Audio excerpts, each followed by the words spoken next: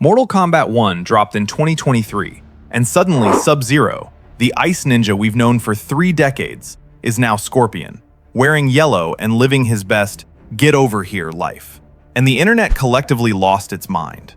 But here's the thing, this isn't some random reboot. This is the peak of a 30-year character arc so wild, it involves cybernetic conversion, supernatural aging from a cursed medallion, dying like 4 separate times, and finally making peace with the undead specter whose entire existence was built on hating his family. Kuei Liang's story is equal parts tragedy, redemption, and Mortal Kombat saying, what if we just maybe tried everything? By the end of this video, that fire-wielding Sub-Zero turned Scorpion will probably make perfect sense, or at least as much sense as anything in Mortal Kombat makes. I'm Joe, and let's get into it. In Mortal Kombat 2, around 1993, Bi-Han died and was murdered by Scorpion, and now Shao Kahn is hosting another tournament in Outworld. The Lin Kuei needed a solution, and they sent Bi-Han's younger brother, Kuei Liang. They slapped the exact same outfit on him and gave him the same codename, and just prayed nobody noticed the difference. Kuei Liang showed up calling himself Tundra, which sounds less like a deadly assassin and more like a Ford truck. But he drops that real quick and takes on the Sub-Zero name. The whole mission is simple: avenge Bi-Han, represent the Lin Kuei, and prove there's still a force to be reckoned with. But there's a small problem though. Wait a minute! There's a very angry undead ninja who's still hunting anyone wearing that blue outfit, Scorpion. This is the moment that changed everything. Kuei Liang was fighting his way through the tournament, doing the whole freeze and shatter routine, when something happened that completely separates him from every other Lin Kuei assassin who ever lived. He spared someone, just froze an opponent solid, had them completely helpless, and then walked away. Doesn't finish them or go for the kill. He just chose mercy in a tournament where mercy gets you killed. And Scorpion sees this whole thing go down. Now, for the first time since becoming a Hellspawn, whose entire personality is murder everyone responsible for my death, Scorpion actually pauses, because the Sub-Zero he killed would never. That guy would freeze you into a statue and charge extra for the artistic execution. But this Sub-Zero got something Bi-Han never bothered with: actual honor. So Scorpion has this crazy moment of clarity where he realizes he killed the wrong brother. This isn't the ruthless assassin who murdered him and his clan. This is someone completely different. And in a move that's absolutely insane for a character whose whole existence is built on vengeance, Scorpion spares Kuei Liang. Not only that, he vows to protect him from any other threats.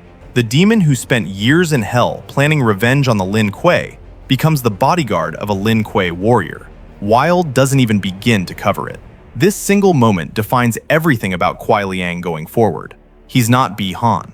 Where his brother saw honor as weakness and compassion as liability, Kuei Liang sees them as the only things worth fighting for, even when it puts him at risk or makes him look soft to his own clan. He's the conscience of an organization that prides itself on not having one. And that moral compass is about to get put through the ultimate test, because the Lin Kuei are about to greenlight the single worst idea in ninja history. Mortal Kombat 3 rolls around, and the Lin Kuei Grandmaster has what he genuinely believes is a genius idea. Take the clan's most skilled assassins, who are warriors who've spent decades mastering combat, and surgically convert them into cyborgs. Replace their emotions with cold programming and mission parameters. Turn living and breathing martial artists into walking murder machines that run on software updates. This nightmare of a project gets called the Cyber Initiative, and it's about as smart as it sounds. Sector signs up immediately, because apparently deleting my soul sounds like a productivity upgrade to him. Cyrax gets pressured into it through clan loyalty and manipulation, and Kuei Liang takes one look at this horror show and decides he's out. But he doesn't leave alone. Tomas Verbata, who is Smoke, runs with him. They abandoned everything they ever knew and became fugitives from their own clan, which has to be the worst case of toxic workplace culture in history. The organization they dedicated their entire lives to is now actively hunting them for termination, and leads of the hunt are 3 cyborgs that used to be their brothers. Sector, now going by the super intimidating designation LK9T9. Cyrax reclassified as LK4D4, and eventually Smoke, because Smoke gets captured. The Cyber Lin Kuei drags him back to the temple, strap him down, and complete the automation. Tomas Verbata, the guy who literally risked everything to escape this exact fate, becomes LK7T2. Everything that made him him just gets erased. Now he's also hunting Kuai Liang across realms, not because he wants to, but because someone typed "execute mission" into a command line. It's psychological torture, knowing the person who had your back through everything is now trying to end you. And they've got his face, his moves, his voice, but none of what made him your friend. Just code puppeteering a body that used to belong to someone you loved.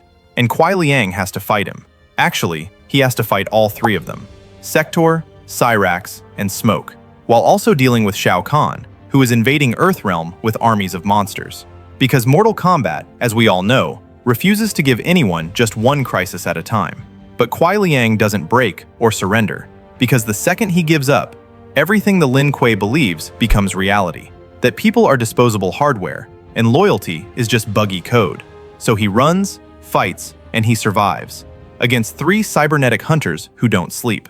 Now here's where it gets wild. This guy running from 3 murder machines doesn't just survive. He ends up taking over the entire Lin Kuei, and the journey there involves a magical artifact. Now we jump ahead to the 3D era, which are Deadly Alliance, Deception, and Armageddon. And Kuai Liang isn't running anymore. He walks right into Lin Kuei headquarters and challenges Sector for leadership of the entire clan, and wins. Then he takes control of the organization that spent years trying to murder him. The first thing he did as Grand Master was to shut down the Cyber Initiative completely. No more conversions. The Lin Kuei are going to be heroes now, and the old guards can either adapt or leave. To solidify his authority and amplify his ice powers, Kuai Liang gets his hands on an ancient relic known as the Dragon Medallion. Sounds badass, right? The problem is, there's a catch, and it's a brutal one. The Dragon Medallion doesn't just boost your powers, it physically ages you at an accelerated rate. Kuai Liang's hair shifts from black to gray to pure white over what feels like a few years. His skin goes pale. A blue scar manifests across his face, then gradually fades as the aging continues. The guy goes from looking like he's in his prime to looking like he should be telling war stories to his grandkids. It's the worst trade deal in magical artifact history, but somehow it actually works in his favor. Old Man Sub-Zero becomes iconic, and he carries this weight of experience, this presence that demands respect. Even former enemies acknowledge him now. He's not just a warrior anymore, he's a living legend. This is Kuai Liang at his peak. But Mortal Kombat can't let anyone stay winning. Armageddon happens, this massive event where literally every character from every game shows up to fight for godlike power at the top of a pyramid. It's chaos and a mess. It's basically the writers admitting they have too many characters and need to hit the reset button. Kuai Liang fights alongside everyone: heroes, villains, people who've killed him before, people he's killed before. And when the dust settles, everyone's dead, and the timeline reboots. Because apparently, that's the only solution when your roster hits 70+ fighters. But in the next timeline, things get so much darker for Kuai Liang, because in that version of events, he doesn't escape the Cyber Initiative. He becomes exactly what he spent years running from. If you're loving this deep dive, hit that subscribe button. We've got more character breakdowns coming. Let's talk about the timeline where Kuai Liang loses everything. Mortal Kombat 9 reboots the entire timeline, and Raiden gets visions from his future self, trying to prevent Armageddon.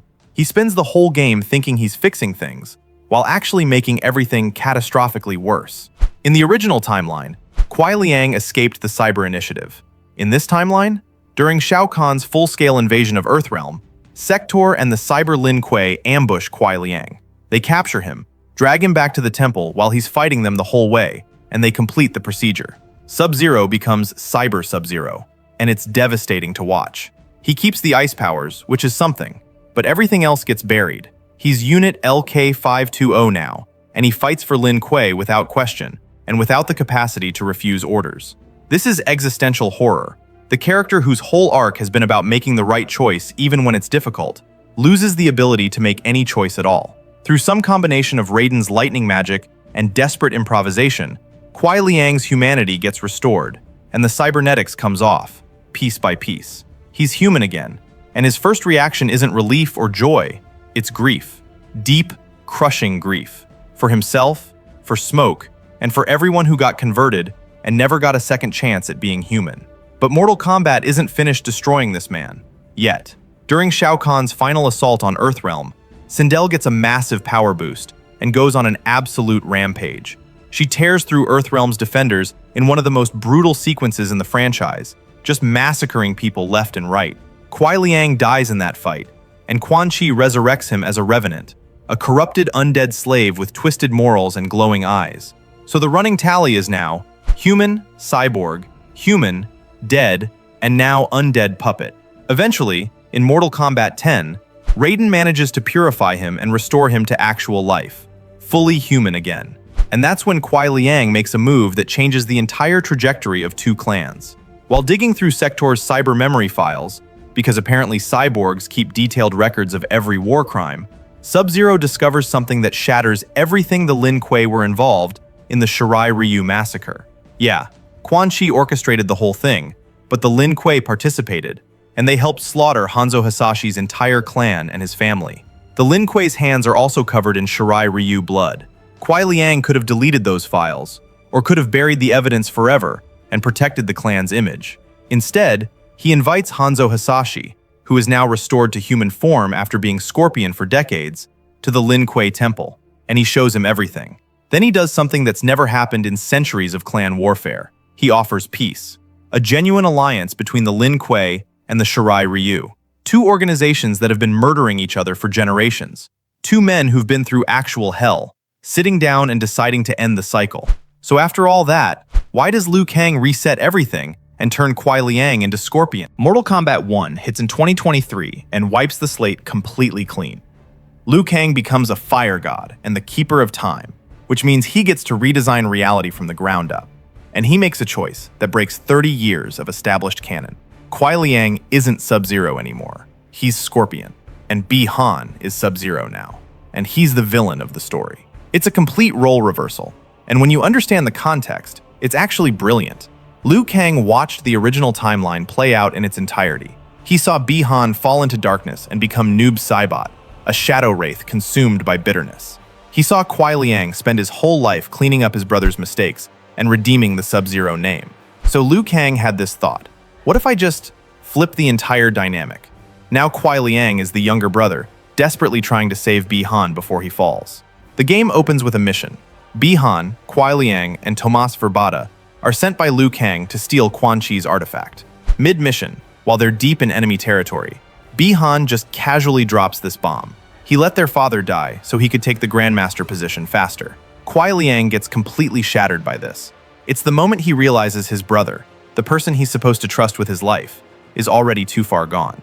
Later in the story, when Bi-Han starts pushing the Lin Kuei toward conquest and making alliances with darker forces, Kuai Liang reaches his breaking point. He defects from the Lin Kuei entirely.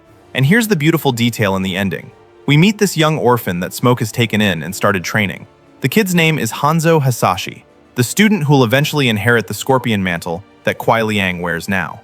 The cycle continues, but this time, it's built on honor instead of revenge. At its core, Mortal Kombat 1 tells the story of two brothers choosing opposite destinies. And that's the story of Kuai Liang. If you enjoyed this video, hit the like and subscribe button. If you think I'm wrong, tell me why in the comments. And if you want more deep dives, drop your suggestions. I'm Joe, and I'll see you in the next one.